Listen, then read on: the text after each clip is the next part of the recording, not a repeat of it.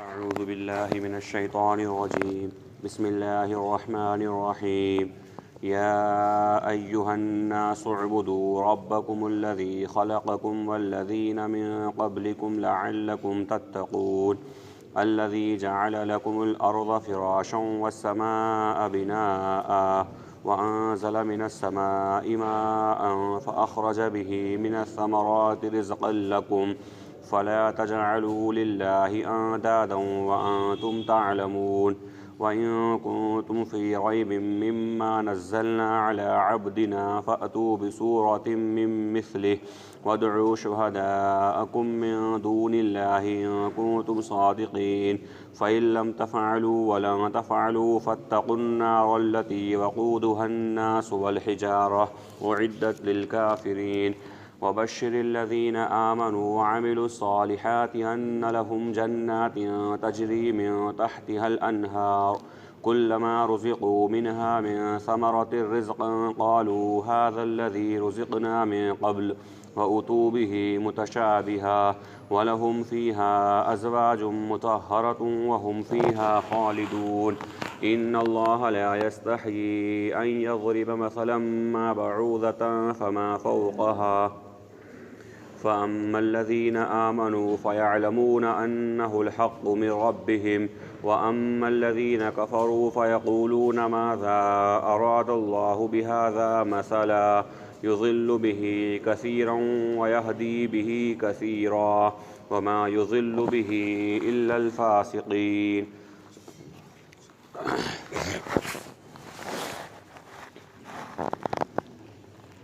اے لوگوں اپنے رب کی عبادت کرو جس نے تمہیں اور تم سے پہلے لوگوں کو پیدا کیا تاکہ تم تقوی اختیار کرو۔ وہ رب جس نے تمہارے لیے زمین کو بچھونا اور آسمان کو چھت بنایا اور آسمان سے پانی برسایا، پھر اس کے ذریعے تمہاری روزی کے لیے پھلوں کو نکالا۔ چنانچہ تم اللہ کے ساتھ کسی کو شریک نہ ٹھہراؤ حالانکہ تم علم رکھتے ہو، اور اگر تمہیں شک ہو اس بات میں کہ جو ہم نے ہمارے بندے پر نازل کیا ہے تو اسی کے مثل کوئی صورت لے آؤ، اور اللہ کے علاوہ جتنے بھی تمہارے ساتھ موجود ہیں ان تمام کو لے آؤ اگر تم سچے ہو۔ اور اگر تم ایسا نہ کر سکتے ہو اور ہرگز تم ایسا نہ کر سکو گے تو ڈرو اس آگ سے جس کا ایندھن انسان اور پتھر ہیں، جو کافروں کے لیے تیار کی گئی ہے، اور خوشخبری ہے ان لوگوں کے لیے جو ایمان لائے اور نیک عمل کرے، ایسے باغات کی جن کے نیچے سے نہریں جاری ہوں گی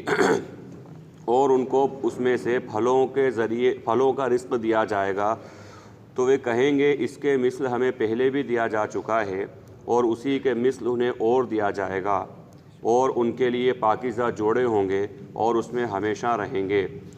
بے شک اللہ نہیں حیا کرتا اس بات سے کہ وہ مکھی کی مثال بیان کرے یا اس سے بھی کسی چھوٹی چیز کی۔ چنانچہ جو لوگ ایمان رکھتے ہیں وہ جانتے ہیں کہ وہ ان کے رب کی طرف سے حق ہے، اور وہ لوگ جو کفر کرتے ہیں تو وہ کہتے ہیں کہ اللہ اس مثال سے کیا چاہتا ہے۔ یضل بہ کثیرا ویہدی بہ کثیرا، حقیقت یہ ہے کہ اس کے ذریعے اللہ بہتوں کو ہدایت دیتا ہے اور بہتوں کو گمراہ کرتا ہے، اور گمراہ اس کے ذریعے وہی ہوتے ہیں جو فاسق ہوتے ہیں۔ یہاں سے سورہ بقرہ کا دوسرا رکوع شروع ہے۔ قرآن کریم کے اندر اللہ رب العالمین نے جو ایک اسلوب بیان فرمایا کہ اے لوگوں، یہ عام بات ہے، شروعات میں کبھی آئی ہے کہ کہیں اللہ رب العالمین نے خاص طور پر ایمان والوں کو مخاطب کیا کہ یا ایھا الذین آمنوا کہہ کر کہ وہ لوگ جو ایمان لائے، اور کہا کہ یا ایھا الناس یعنی تمام انسانیت، تمام لوگ یہاں پر مراد ہیں۔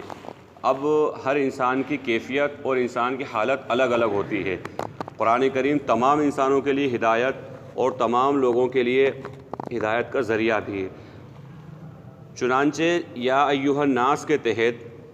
وہ شخص بھی ہے جو مسلمان نہیں ہے، یعنی کافر ہے یا مشرک ہے، اس شخص کو مخاطب کیا گیا کہ اللہ سے ڈرو یا اللہ کی عبادت کرو، اللہ کے ہو کے رہ جاؤ۔ اس کا مطلب یہ ہے کہ اپنے کفر اور اپنے شرک سے توبہ کر کر اللہ رب العالمین کی وحدانیت کے اقرار کرنے والے، اس کا اعلان کرنے والے، اس پہ عمل کرنے والے بن جاؤ۔ اور اس سے مخاطب منافقین بھی ہیں کہ جو ایمان لانے کا دعویٰ کر رہے ہیں لیکن مسلمان نہیں ہیں، یا ظاہر میں اپنے آپ کو مسلمان کہلا رہے ہیں لیکن حقیقی معنوں میں مسلمان نہیں ہیں، تو ان کو خطاب ہے کہ اپنے نفاق سے باز آ جاؤ اور حقیقی مسلمان بن جاؤ۔ یعنی اصل معنی کے اندر جو ایمان کا تقاضا ہے کہ ظاہر سے بھی اور باطن سے بھی دونوں طرح مسلمان نظر آؤ یا مسلمان سمجھے جاؤ۔ اس سے عام مسلمان بھی مراد ہے، اور عام مسلمان کی کیفیات الگ الگ ہو سکتی ہیں۔ وہ شخص بھی ہو سکتا ہے جو اعمال کے اعتبار سے کمزور ہو، گنہگار ہو، یا جو ہے اس کے اعمال کے اندر کچھ کمی ہو، یا وہ شخص بھی مراد ہو سکتا ہے جس کے اعمال بہرحال اچھے ہوں، متقی ہو، پرہیزگار ہو، یا وہ مراد بھی ہو سکتا ہے جو واقعی اللہ کا برگزیدہ بندہ ہو، یعنی ایمان والوں کے اندر بہت اعلیٰ معیار کا بندہ ہو، اللہ رب العالمین کے خاص گروہ کے اندر سے ہو سکتا ہو، وہ بھی مراد ہو سکتا ہے۔ چنانچہ اگر فاسق و فاجر مراد لیا جائے تو اس کو کہا جائے گا فسق و فجور کو چھوڑ کر خالص اللہ کے ہو جاؤ، یا خالص اللہ رب العالمین کے فرما برداری میں لگ جاؤ۔ اسی طرح سے اگر کوئی شخص الحمدللہ ایمان والا ہے، اعمال بھی اس کے اچھے ہیں، تو اس کو گویا کہ یہ مخاطب اس طرح اس کو خطاب کیا گیا ہے، یا اس طرح اس کی مراد لی گئی ہے کہ جو اعمال پہ تم کر رہے ہو اللہ کا فضل ہے، اللہ کا احسان ہے، اللہ کا کرم ہے کہ تم اچھے عمل اس کو کرتے رہو، اس پر استقامت کے ساتھ ڈٹ جاؤ اور اس کے اوپر لگے رہو۔ چنانچہ تمام لوگ مخاطب ہو سکتے ہیں۔ اب ہر انسان کو اپنے حال کا جائزہ لینا ہے، چاہے وہ مسلمان ہو یا نہ ہو، اسی طرح مسلمانوں میں اچھے اعمال بظاہر اس کے ہوں یا نہ ہوں، یا مسلمانوں کے کسی بھی گروہ میں سے ہو، کسی بھی جماعت میں سے ہو، اللہ رب العالمین نے کسی بھی ذمہ داری پہ اس کو رکھا ہو، ہر شخص جائزہ لے اور یہ دیکھے کہ مجھے یہاں پر کیا کرنا ہے، یا میرا حال کیا ہے، کس جگہ اللہ رب العالمین نے مجھے رکھا ہے اور میری یہاں کیا کیا ذمہ داری ہے۔ تو کہا کہ اے لوگوں، اللہ رب العالمین کی عبادت کرو، یعنی یہاں فرمایا کہ اپنے رب کی عبادت کرو جس نے تمہیں پیدا کیا اور تم سے پہلے لوگوں کو پیدا کیا، تاکہ تم تقوی اختیار کرنے والے بن جاؤ، تاکہ اللہ رب العالمین سے ڈرنے والے بن جاؤ۔ اللہ رب العالمین نے اس آیہ کے اندر خاص طور پر اور کئی جگہوں پر بلکہ عبادت کرنے کے تعلق سے اپنی جو صفت بیان کری، یا اپنی جو اللہ رب العالمین نے خوبی بیان فرمائی، وہ رب کے ساتھ ہے۔ یعنی اللہ رب العالمین نے یہ بیان فرمایا کہ اے لوگوں، اپنے رب کی عبادت کرو، یعنی رب وہ جو انسان کو بالکل نہ ہونے سے، کہیں اس کا ذکر نہیں تھا، کہیں اس کا کوئی تصور نہیں تھا، کہیں یہ موجود نہیں تھا، اور وہاں سے لا کر اللہ رب العالمین نے اس کو کھڑا کر دیا۔ یعنی اگر آج ہی دیکھا جائے بظاہر، بہرحال اللہ رب العالمین نے کہ عالم ارواح ہے، وہ اللہ رب العالمین کے علم کے اندر وہ تمام چیزیں، لیکن بظاہر اگر دیکھا جائے تو آج سے 10 مہینے بعد پیدا ہونے والا بچہ، اس کا کوئی وجود نہیں ہے، وہ ضرور باپ کی صلب کے اندر ضرور ہے، لیکن ماں کے جب تک پیٹ میں نہیں آیا تب تک عام طور پر کسی انسان کو تصور نہیں ہوتا کہ کوئی پیدا ہونے والا 10 مہینے 11 مہینے بعد یا 12 مہینے بعد، یا اور آگے دیکھ لیا جائے تو وہ جو باپ کی صلب میں بھی نہیں آیا، یا اس سے پہلے جو زوجین کے نکاح سے پہلے اگر دیکھ لیا جائے، تو بہرحال ایسے کئی سارے انسان جو ہیں، کئی سارے جو وجود میں نہیں ہیں، بالکل جن کا تصور نہیں ہے، جن کا کوئی ذکر نہیں ہے، جن کا کوئی نام نہیں ہے، اور خواب و خیال کے اندر بھی وہ نہیں ہے، اللہ رب العالمین نے وہاں سے نکال کر انسان کو کھڑا کر دیا اور بالکل خوبصورت انسان کو بنایا، جو خود قرآن کریم میں اللہ رب العالمین نے بات بیان فرمایا کہ ہم نے انسان کو بہترین سانچے میں ڈھالا ہے، بہترین انداز سے اس کو اللہ رب العالمین نے جو ہے پیدا فرمایا ہے۔ تو لہٰذا اللہ رب العالمین کی اس صفت کو یہاں پر ذکر فرمایا کہ رب، یعنی کہیں بھی وہ اس کا ذکر نہیں تھا، اس کے بعد اللہ رب العالمین نے اس کو پیدا کر دیا۔ اور اس طرف اشارہ بھی ہے لطیف، جو قرآن کریم میں کئی جگہ یہ بات آئی ہے کہ جب وہ یہ مشرکین مکہ خاص طور پہ کہتے ہیں اس بات کو کہ جب ہم مر جائیں گے، مٹی ہو جائیں گے، دفن ہو جائیں گے، تو اس کے بعد ہم کیسے پیدا کیے جائیں گے، تو کہا کہ جب اللہ رب العالمین نے پہلی مرتبہ تمہیں پیدا کر دیا، حالانکہ بظاہر، اور یہ بھی مثال انسانوں کے لیے دی گئی ہے، اللہ رب العالمین کے لیے سب برابر ہے، اول آخر سب برابر ہے، لیکن ایک مثال انسانوں کو سمجھانے کے لیے دی گئی کہ بھائی دنیا کے اندر بھی اگر دیکھا جائے تو کسی چیز کو پہلی بار بنانا مشکل ہوتا ہے، دوسری بار بنانا آسان ہوتا ہے۔ تو اللہ رب العالمین نے تو پہلے انسان کو بنا دیا اور اس کے بعد دوبارہ اس کو اٹھانا، دوبارہ اس کو پیدا کرنا اللہ کے لیے کوئی مشکل نہیں ہے۔ تو کہا کہ اے لوگوں، اپنے رب کی عبادت کرو جس نے تم کو اور تم سے پہلے لوگوں کو پیدا کیا، تاکہ تم کو تقوی والی زندگی گزارو، اللہ سے ڈرنے والی زندگی گزارو۔ الذی جعل لکم الارض فراشا والسماء بناء، وہ جس نے تمہارے لیے زمین کو بچھونا بنایا اور آسمان کو بلند کیا اور آسمان سے پانی برسایا، جس کے ذریعے سے رزق کی پھلوں کی شکل میں اللہ رب العالمین نے تمہیں رزق عطا کیا۔ اگر غور کرا جائے تو ہر چیز اللہ کی نعمت ہے، ہر چیز انسان خود اپنی ذات کے اندر غور کرے، اپنے جو ہے اطراف کے اندر غور کرے، صبح سے لے کے شام تک جتنی چیزیں انسان استعمال کر رہا ہے اس کے بارے میں غور کرے، تمام کے تمام چیزیں اللہ رب العالمین کی طرف سے بڑی نعمت ہے۔ اسی لیے اللہ کے نبی صلی اللہ علیہ وسلم کی جو مسنون دعائیں ہیں، عام طور پہ ہم اگر غور کریں روزمرہ کی جو دعائیں ہیں عام طور پہ، اس میں وہ دعائیں کے اندر کہیں نہ کہیں کبھی شروعات کے اندر کہیں درمیان کے اندر لفظ الحمدللہ آتا ہے، کہ بعض دعائیں تو شروع الحمدللہ سے ہوتی ہیں کہ بھئی تمام تعریفیں اللہ کے لیے ہیں جس نے ہمیں یہ نعمتیں عطا کی، یہ چیزیں عطا کی، اور صبح سے لے کے شام تک ہم اللہ کی نعمتوں کو برت رہے ہیں، استعمال کر رہے ہیں، اس کو واپر رہے ہیں۔ صبح سے لے کے شام تک، پیدائش سے لے کے موت تک انسان خوب اللہ کی نعمتوں کو استعمال کر رہا ہے، بے انتہا نعمتیں اللہ رب العالمین نے عطا کی۔ اس لیے حضرت مولانا علی میاں صاحب رحمۃ اللہ علیہ کہا کرتے تھے کہ کوئی انسان نعمت کے چھن جانے کے بعد، اگر کسی انسان کے پاس کوئی نعمت ہے اور اس کے چھن جانے کے بعد اس نعمت کا شکر ادا کر رہا ہے تو گویا کہ اس نے شکر تو کرا لیکن غلط موقع پر کرا۔ اصل ہونا تو یہ چاہیے تھا کسی انسان کے پاس صحت ہے، اس صحت کے حالت کے اندر رہ کر وہ صحت کا شکر ادا کرے،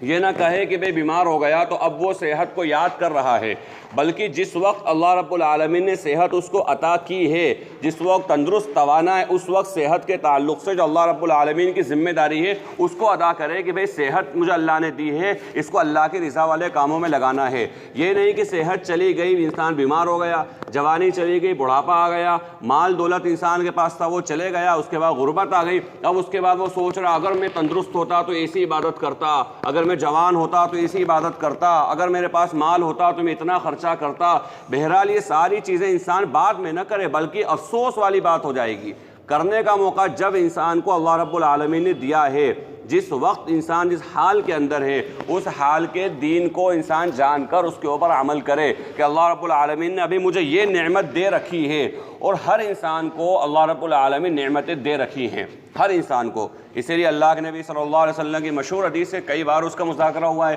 کہ اللہ کے نبی صلی اللہ علیہ وسلم کے سامنے صحابہ اکرام کو کچھ کھانا پیش کیا گیا، اور بڑا تفصیلی مفصل واقعہ ہے، کیسے قسم پرسی کے عالم میں، کیسے بھوک کے عالم میں، اور کیسے فاقوں کے بعد کچھ کھانا دیا گیا، تھوڑا سا کھانا پیش کیا گیا۔ اللہ کے نبی صلی اللہ علیہ وسلم نے فوراً صحابہ اکرام کی توجہ ادھر منتقل کر دی، فرما دی کہ بھئی یہی وہ نعمتیں ہیں جن کے بارے میں اللہ تم سے سوال فرمائے گا، اللہ تم سے سوال کرے گا۔ صحابہ اکرام رضی اللہ علیہم اجمعین نے سن کر بڑا تعجب کیا کہ یا رسول اللہ صلی اللہ علیہ وسلم، اتنی زیادہ بھوک کے بعد، اتنی زیادہ پریشانی کے بعد یہ تھوڑا سا کھانا ملا ہے جو پوری جماعت کے لیے بھی کافی نہیں ہے، بلکہ اتنا ہے تھوڑا تھوڑا حصہ سب کو مل جائے، کمر سیدھی ہو جائے، اتنا بھی نہیں کہ پیٹ بھر کر کوئی انسان پوری جماعت جو شکم سیر ہو جائے، ایسا کیا ان نعمتوں کے بارے میں بھی سوال ہوگا؟ تو اللہ کے نبی صلی اللہ علیہ وسلم فرمایا ہاں ان نعمتوں کے بارے میں بھی سوال ہوگا، اور یہی وہ نعمتیں جن کے بارے میں اللہ سوال کرے گا، حتیٰ کہ نعمت کے تعلق سے فوراً توجہ مبذول فرمائے اور کہا کہ جو تم آسانی کے ساتھ اپنی ضرورت کو پوری کر لیتے ہو، قضاء حاجت کر لیتے ہو، یہ بھی اللہ کی بڑی نعمت ہے۔ بڑی نعمت ہے اللہ کی کہ انسان بڑی آسانی کے ساتھ قضاء حاجت کر لیتا ہے، ورنہ اللہ نہ کرے، اللہ ہم سب کی حفاظت فرمائے، عارضی طور پر یا مستقل طور پر اگر کسی انسان کو پیشاب میں تکلیف ہو جائے،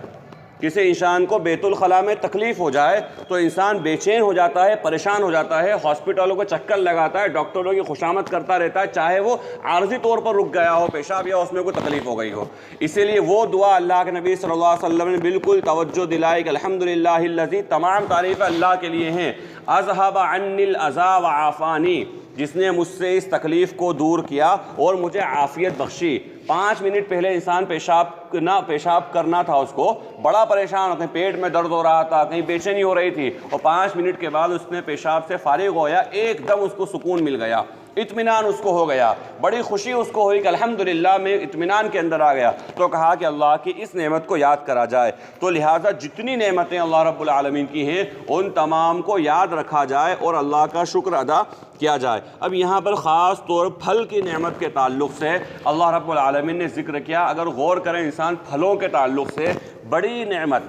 اللہ کی بڑی نعمت ہے پھل، جو انسان کو مزے کے اعتبار سے بھی اس کے صحت کے اعتبار سے بھی اور ہر موسم کے الگ الگ پھلوں کے اعتبار سے بھی اللہ رب العالمین نے بڑی نعمت انسان کو عطا کی ہے۔ اسی لیے پھلوں کی بھی تاثیر ہے، کوئی ٹھنڈا ہے کوئی گرم ہے، اسی طرح سے بیماری جو انسان ہے پریشان حال تکلیف اگر اس کو ہے تو اگر اس کو پھلوں کے ذریعے اس کو غذا پہنچایا جائے، یعنی پھل جو ہے انسان کے لیے بھوک کا بھی کام کر دے رہا ہے، پیاس کا بھی کام کرتا ہے، بیمار انسان جو ہے اس کے لیے بھی وہ بہت زیادہ مفید چیز ہے۔ تو پھلوں کے تعلق سے بھی اللہ رب العالمین نے خاص طور پہ اپنی نعمت کا ذکر فرمایا کہ اللہ نے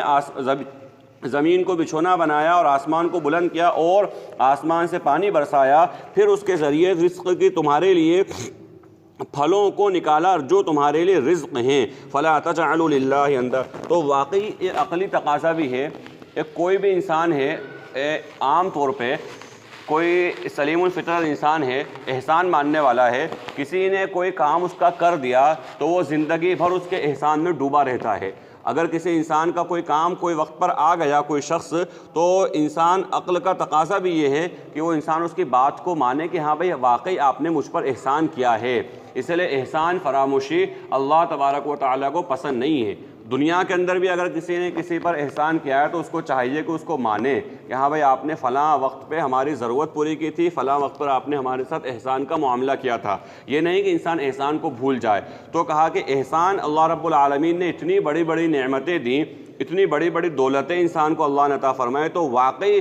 عقل کا تقاضا بھی یہ کہ انسان احسان مانے اللہ رب العالمین کا اور اس کے ساتھ پھر کسی کو شریک نہ کرے، کیونکہ ساری چیزیں دینے کے اندر تمام کے تمام چیزیں دینے میں اللہ کا کوئی شریک نہیں ہے، نہ کوئی اللہ کا کوئی مشیر ہے، نہ اللہ رب العالمین کا کوئی معاون ہے، کوئی چیز نہیں ہے۔ اللہ تنہا اللہ رب العالمین نے نعمتیں عطا فرمائیں، کوئی سی ایک نعمت کو دینے کے اندر بھی اللہ رب العالمین کے ساتھ نعوذ باللہ کوئی شرکت کرنے والا نہیں ہے۔ جب نعمتوں کو دینے میں اللہ کا کوئی شریک نہیں ہے، نعمتیں انسان برت رہا ہے، برتنے کے اللہ نے طاقت انسان کو عطا کی، پھل ہیں اللہ نے انسان کو دانت عطا کیے، اسی طرح انسان کے پیٹ کا نظام بنایا، جو پھل کھا رہا ہے، چبا رہا ہے، اس کو ہضم کر رہا ہے اور اس کے بعد اس کو گندگی کی شکل میں نکال رہا ہے۔ دینے سے لے کے نکالنے تک اللہ کا کوئی شریک نہیں ہے، دینے سے لے کے نکالنے تک اللہ نے تنہا اس کے ساتھ معاملہ کیا۔ تو عقل کا تقاضا بھی ہے کہ انسان اللہ کے ساتھ کسی کو شریک نہیں کرے اور اللہ کے علاوہ کسی کی نہیں مانے۔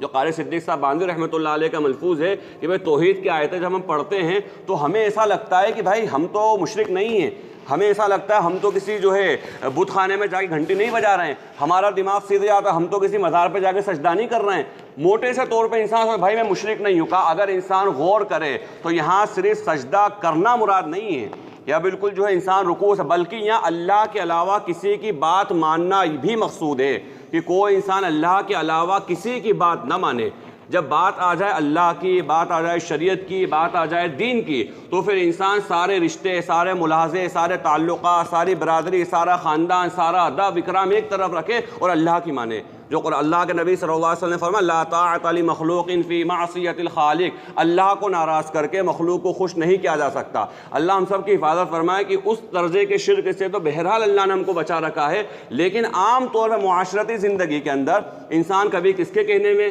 کبھی کس کے کہنے میں، کبھی کس کے کہنے میں اللہ کے خلاف کوئی کام کر جاتا ہے۔ اللہ کے نبی صلی اللہ علیہ وسلم نے رسم و رواج سے منع فرمایا، اللہ کے نبی صلی اللہ علیہ وسلم نے دین میں نئی نئی باتیں ایجاد کرنے سے منع فرمایا۔ پتہ چلا گھر میں کوئی فنکشن ہے، گھر میں کوئی پروگرام ہے، کوئی ایک نیا کام ہو رہا ہے جو نہیں ہونا چاہیے، لیکن انسان کر گزر رہا ہے کہ صاحب فلاں شخص نہیں مانا یا فلاں کا ادب اکرام، فلاں رشتہ دار نہیں مانے، فلاں نہیں مانا، اور اس کے چکر میں انسان، حالانکہ وہ انسان اس لیول پہ کھڑا تھا کہ اس کو کوئی بل جبر نہیں کر سکتا تھا۔ مثال کے طور پہ کئی بار انسان ایسا ہوتا ہے کہ اس کا یہ رتبہ نہیں ہوتا ہے، مثال کے طور پہ والدین ہیں، اب اولاد ہے، اگر والدین نہیں مان رہے ہیں کسی چیز کے بارے میں تو اولاد بھائی سمجھ ہی سکتی ہے، زبردستی تو نہیں کر سکتا، بولے ٹھیک ہے اماں ابا کہہ رہے ہیں اب کیا کریں، نہیں مان رہے ہیں تو کوئی بات نہیں، لیکن ہم تو بہرحال اس کے خلاف ہیں، ہمیں یہ چیز پسند نہیں ہے۔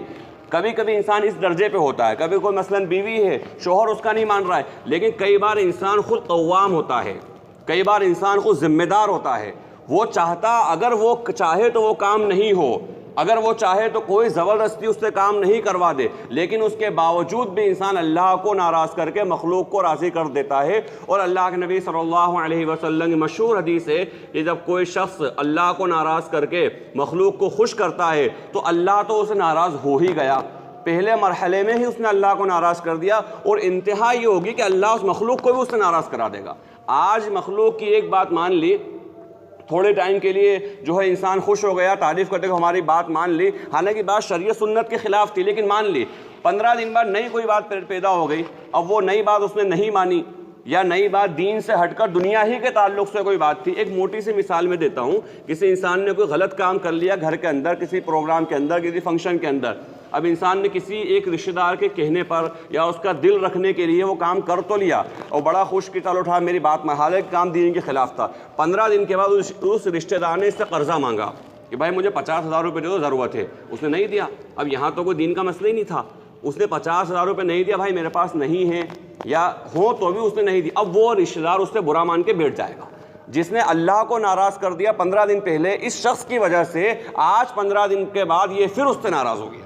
تو انسان کب تک کسی کو منائے گا؟ اسی لیے سب سے زیادہ اہمیت اللہ کی ذات کی کہ نہیں بھائی اللہ کا حکم ہے لہذا ہم یہ کام کریں گے، اللہ کے نبی صلی اللہ علیہ وسلم کا طریقہ ہے، ہم یہ کام کریں گے، اس کے خلاف آپ کو برا لگتا ہو 1000 بار لگے، ہمیں اس سے کوئی سروکار نہیں۔ ہاں جہاں تک ہماری ذات کا مسئلہ، دنیائی معاملات کا مسئلہ ہے، انسان خوب نبھائے، ایک دوسرے کو لے کر چلے، ایک دوسرے کی رعایت کرے، ایک دوسرے کو آپس، لیکن جہاں دین کا معاملہ ہو وہاں سمجھوتا نہیں۔ اب فرمائیں اگر کسی شخص نے اللہ کو ناراض نہیں کرا بلکہ مخلوق کو ناراض کر دیا، تو اللہ رب العالمین انتہا کے اعتبار سے اس کو یہ انعام دے گا کہ اس مخلوق، اللہ تو شروع میں ہی راضی ہو گیا کہ اس نے اللہ کو راضی کر دیا، مخلوق کو ناراض کر دیا، اور انتہا کے اعتبار سے یہ ہوگا کہ اللہ رب العالمین اس مخلوق کو بھی اس سے راضی کرا دے گا۔ اور بالکل موٹی سی بات ہے کہ اللہ کے لیے کسی کو ناراض کرا تو اللہ رب العالمین تو باغیرت ہے۔ اللہ رب العالمین سے زیادہ کس میں غیرت ہے؟ اللہ رب العالمین سے زیادہ کون احسان کا بدلہ چکانے والا؟ اللہ خود کہہ رہا مجھے قرض دو بہترین لوٹاؤں گا۔ اللہ رب العالمین نے قرض کو قرض حسنہ، اتنا احسان کا لوٹانے والا، اتنا باحیا، اتنا غیرت والا، تو اللہ رب العالمین جس کے صدقے میں دنیا کے لوگوں کو احسان کرنے کی طاقت ملی، جس کی خوبیوں کے اندر سے اللہ رب العالمین نے اپنی خوبیوں میں سے لوگوں میں تقسیم کرا، تو جتنی خوبیاں ہیں، جتنی انسان کے اندر خوبیاں ہو سکتی ہیں، وہ تمام کے تمام اللہ رب العالمین کی ذات میں اتم درجے میں موجود ہے اور اسی کے ذریعے سے انسان کو ملا ہے۔ تو لہٰذا اللہ رب العالمین اس مخلوق کو بھی اس سے راضی کرا دے گا، اس سے خوش کرا دے گا، یہ دنیا ہی کے اندر اللہ اس کا نقد انعام دے گا۔ تو کہا کہ جب بھی ایسی باتیں آئیں تو ہم ہمیشہ یہ نہ سوچیں کہ بھائی ٹھیک ہے ہم تو بت پرستی کرتے نہیں ہیں، ہم تو اللہ کا بیٹا کسی کو کہتے نہیں ہیں، ہم نے تو کروڑوں دیوی دیوتا مانے نہیں ہیں، ہم نے تو کسی کو پیر کو، مجاور کو، بابا کو درگاہ پہ جا کر سجدے ہم نے کرے نہیں ہیں۔ عام طور پہ انسان سوچتا ہے کہ بھائی ہم اس کے اندر نہیں، حالانکہ اگر دیکھا جائے تو مخاطب ہر انسان ہے کہ وہ یہ دیکھے کہیں میری زندگی کے اندر ایسا کام تو نہیں ہو رہا جو اللہ رب العالمین کی رضا کے خلاف ہے، اور اللہ نے کرنے کا کہا ہے یہ کام لیکن میں نہیں کر رہا ہوں، یا اللہ نے نہیں کرنے کا کہا ہے لیکن میں کر رہا ہوں۔ انسان اس کے بارے میں غور کرے۔ پھر فرمایا کہ اگر تمہیں قرآن کریم کے نازل ہونے میں شک ہے، اس چیز میں شک ہے کہ اس کو ہم نے اپنے بندے پر نازل کیا ہے، فَأْتُوا بِسُورَةٍ مِّن مِّثْلِهِ، تو اس کے مثل ایک صورت ہی لے کر آ جاؤ۔ اگر تم اپنے سارے گواہ، سارے حاضر لوگ، جتنے بھی تمہارے معاون مددگار ہو سکتے ہیں، ان تمام کو لے کر کے آ جاؤ، لیکن اس کے مثل کوئی صورت لے کر نہیں آ سکتے۔ اب یہ ایک علمی بات ہے کہ اللہ رب العالمین نے یہ دعویٰ کس نوعیت سے کیا ہے، وہ کس انداز سے کیا ہے، اور اللہ رب العالمین کے اس دعوے کا مقصد کیا ہے، لیکن خلاصہ اس کا یہ ہے کہ ایسا دعویٰ اللہ رب العالمین کا دعویٰ قیامت تک کے لیے ہے کہ قرآن کریم جیسی کوئی چیز لے کر نہیں آ سکتے۔ اچھا ایسا نہیں کہ لوگوں نے کوششیں نہیں کریں، بہت کوششیں کری ہیں، آج تک لوگ کوششیں کر رہے ہیں، لیکن اتنے بڑے بڑے لوگ، بڑے بڑے فلسفی، بڑے بڑے ماہرین لوگ جو قرآن کے مثل کو آیت بنانا چاہتے ہیں تو ایسی بھونڈی غلطیاں اس کے اندر عربی لغت کی کر جاتے ہیں کہ عربی لغت کا پہلے دوسرے درجے کا طالب علم پکڑ لے کہ بھائی یہ غلطی اس کے اندر ہے، یہ فالٹ اس کے اندر ہے۔ کوششیں دنیا نے بہت کری ہیں اور کوشش لوگ کرتے رہیں گے۔ یہ اللہ رب العالمین نے قرآن کریم کو جو ایک معجزہ ہے قیامت تک کے لیے، تو لہذا اس کے خلاف بھی قیامت تک کے لیے لوگ رہیں گے، لیکن ہمارے لیے ایمان والوں کے لیے بڑی سعادت کی بات ہے کہ پروردگار نے ہم سب کو بھی یہ دعویٰ کرنے والا بنایا، اور اللہ رب العالمین نے ہمیں توفیق دی کہ ہمیں دعویٰ کر سکے ہم کتاب اللہ پر ایمان لاتے ہیں، وہ کتاب اللہ جس میں ذرہ برابر تحریف نہیں، جس میں ایک شوشے کا رد و بدل نہیں، ایک زبر زیر پیش کے اندر جس میں غلطی نہیں، جس میں کوئی کمی کوتاہی نہیں، ایک لفظ جس کا بدلہ نہیں گیا، ہم اس قرآن کریم پر ایمان رکھتے ہیں اور ہمارا دعویٰ ہے الحمدللہ کہ یہ حق ہے اور سچ ہے۔ تو لہٰذا یہ تمام کے تمام چیزیں ہوتی رہیں گی قیامت تک، اور قیامت تک کے لیے اللہ رب العالمین کا چیلنج ہے، اور یہ معجزہ اللہ کے نبی صلی اللہ علیہ وسلم کا قرآن کریم قیامت تک کے لیے کہا کہ تم اس کی ایک مثل اس کے جیسی کوئی صورت لے کر آ جاؤ اگر تم سچے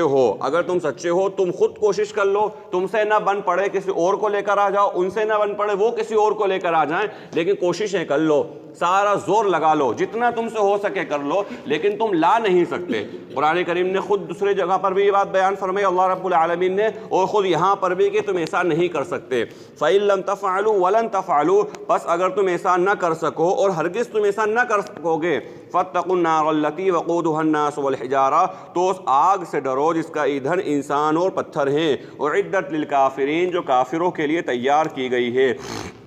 وَبَشِّرِ الَّذِينَ آمَنُوا وَعَمِلُوا الصَّالِحَاتِ أَنَّ لَهُمْ جَنَّاتٍ تَجْرِي مِن تَحْتِهَا الْأَنْهَارُ، اور خوشخبری ہے ان لوگوں کے لیے جو ایمان لائے اور نیک عمل کرے کہ وہ ایسے باغات میں ہوں گے جن کے نیچے سے نہریں جاری ہوں گی، ان کو پھلوں کا رزق دیا جائے گا تو وہ کہیں گے ہمیں اسی طرح رزق پہلے بھی دیا جا چکا ہے۔ یعنی جو قرآن کریم میں اللہ رب العالمین نے پھلوں کی اسی طرح اور بھی کئی نعمتوں کا ذکر کیا، دنیا کی نعمتوں سے بہرحال کسی نہ کسی درجے مشابہ ہوں گی، اور اس اعتبار سے کہ انسان کو سمجھانے کے لیے، ورنہ تو مزے کے اندر، ذائقے کے اندر، اس کے سائز کے اندر، ہر اعتبار سے وہ جنت کی چیزیں اور دنیا کی چیزیں، بہرحال کوئی تقابل کر ہی نہیں سکتا، کوئی فرق کی سیما بھی نہیں ہے۔ کوئی انسان کہے کہ صاحب ہم کتنا فرق کر سکیں دونوں کے اندر، اس کی کوئی انتہا ہی نہیں ہے، فرق بھی انسان نہیں کر سکتا کتنا کرا جائے۔ بس موٹے طور پر یہ بات ہے کہ اللہ رب العالمین نے ایک مثال دی ہے کہ یہ ساری چیزیں انسان دیکھ رہا ہے، انار بھی انسان دیکھ رہا ہے، سیب بھی انسان دیکھ رہا ہے، اسی طرح پرند بھی انسان دیکھ رہا ہے،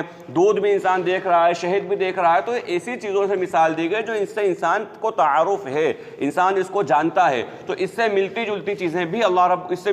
چیزیں ہی اللہ رب العالمین وہاں پر عطا فرمائے گا۔ تو کہا کہ یہ رزق ہمیں اس سے پہلے دیا گیا اور اسی کے مثل اللہ رب العالمین ان کو عطا فرمائے گا، اور ان کے وہاں پاکیزہ جوڑے ہوں گے اور وہ ہمیشہ ہمیشہ اس میں رہیں گے۔ ان اللہ لا یستحیی ان یضرب،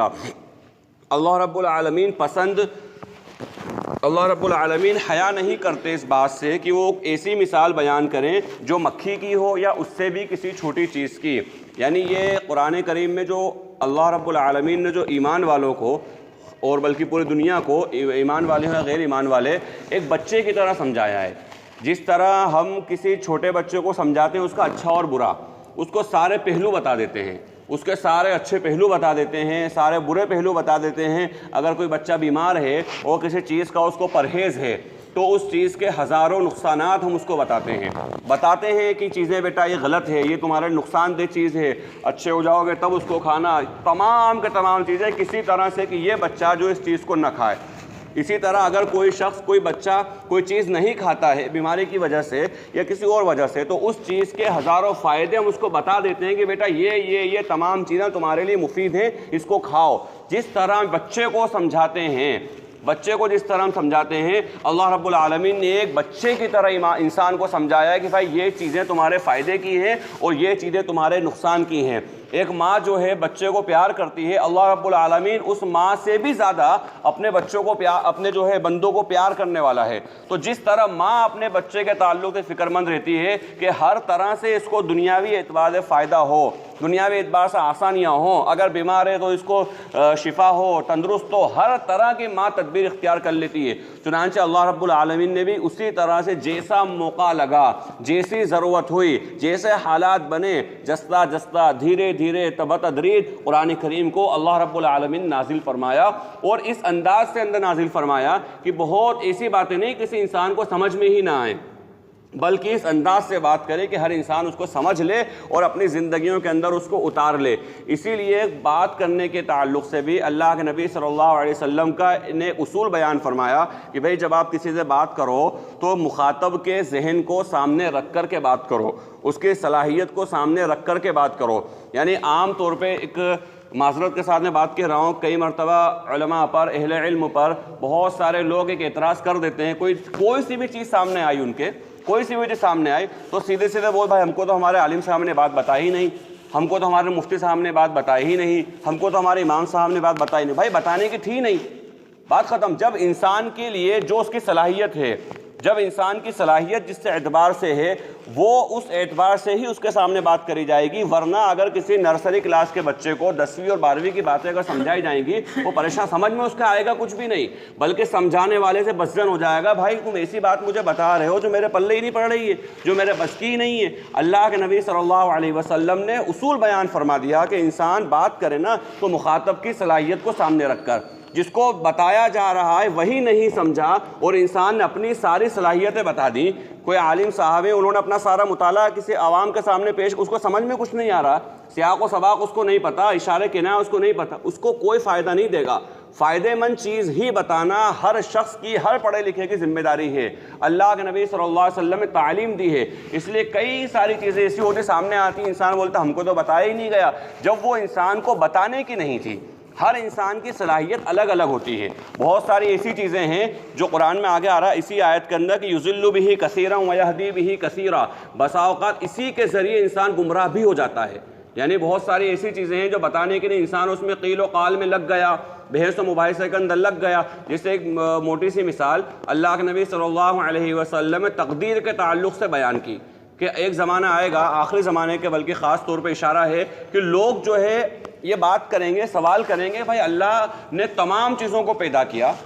ساری چیزوں کو اللہ نے پیدا کیا، تو یہ تو توحید کا اعلان ہے، توحید کا اثبات ہے، عقیدے کی بات ہے کہ تمام کے تمام چیزوں کو اللہ نے پیدا کیا، ہر چیز کو اللہ نے پیدا کیا، یہ ہمارا عقیدہ ہے، ہمارا نظریہ ہے اور یہی کامیابی کی کنجی ہے۔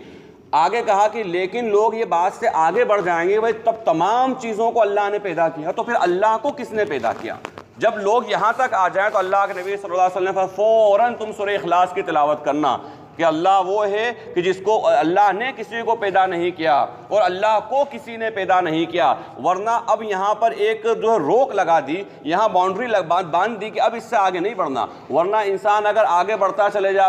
جا بحث مباحثہ کرتا چلے جا تو اس کا کوئی اینڈ نہیں۔ مان لو بفرض محال مان لیں کہ اگر اللہ کو کسی نے پیدا کیا، کوئی کریٹر اس کا مان لیں، تو پھر جس نے اللہ کو پیدا کیا اس کو کس نے پیدا کیا؟ یہ سوال تو کبھی ختم ہونے والا ہی نہیں ہے، کبھی ختم نہیں ہوگا۔ لہذا اللہ کے نبی نے روک لگا دی کہ نہیں اب اس کے آگے بات نہیں کرنا۔ اللہ کے نبی صلی اللہ علیہ وسلم کی مشہور و معروف حدیث ہے کہ پچھلی امتیں اس وجہ سے ہلاک ہوئی ہیں کہ تقدیر کے سلسلے میں بحث و مباحثے کرتی تھی، تقدیر کے سلسلے میں آپس میں بحث و مباحثے کرتی تھی، اس وجہ سے پچھلی امتیں ہلاک ہوئی ہیں۔ تو لہٰذا یہ دیکھنے والی بات ہے کہ بھئی انسان کی صلاحیت کے اعتبار سے بات کری جائے، جو بات انسان کے سمجھ میں آئے وہی اس کے کرنے کے لیے ہے، جو بات انسان کے لیے مفید ہو وہی بات کری جائے، ایسی بات جو انسان کے لیے مفید نہ ہو یا کہنے والے کا تو بہرحال اس میں فائدہ ہو جائے لیکن سننے والے کو کوئی فائدہ نہ ہو، تو ایسی بات نہ تو عقلاً درست ہے نہ شرعاً درست ہے، یہ ایسی بات کرنا ہی نہیں چاہیے۔ تو لہٰذا اللہ رب العالمین نے بیان فرمایا کہ جو مثالیں اللہ نے بیان کری ہیں وہ اس لیے بیان کری ہیں کہ جس کو کہا جا رہا ہے وہ ان مثالوں سے سمجھ سکتا ہے۔